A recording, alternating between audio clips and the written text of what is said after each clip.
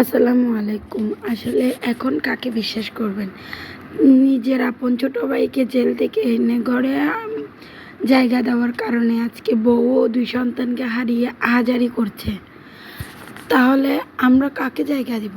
কাকে আশ্রয় দিব? কাকে বিশ্বাস করব? যদি জীবনের এই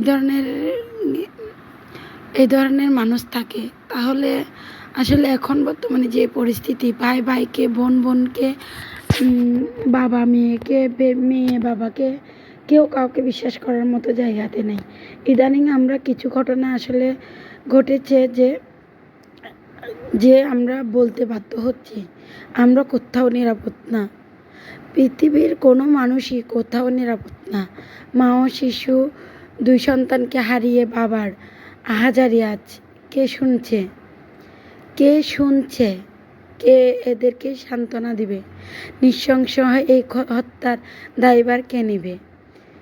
আল্লাহ তাআলা কখন কার বিচার কিভাবে করবে সেটা আল্লাহ তাআলা ভালো জানেন। কিন্তু আল্লাহ তাআলা বিচার করার আগে যে মানুষ এইভাবে মানুষের ক্ষতি করে যাচ্ছে,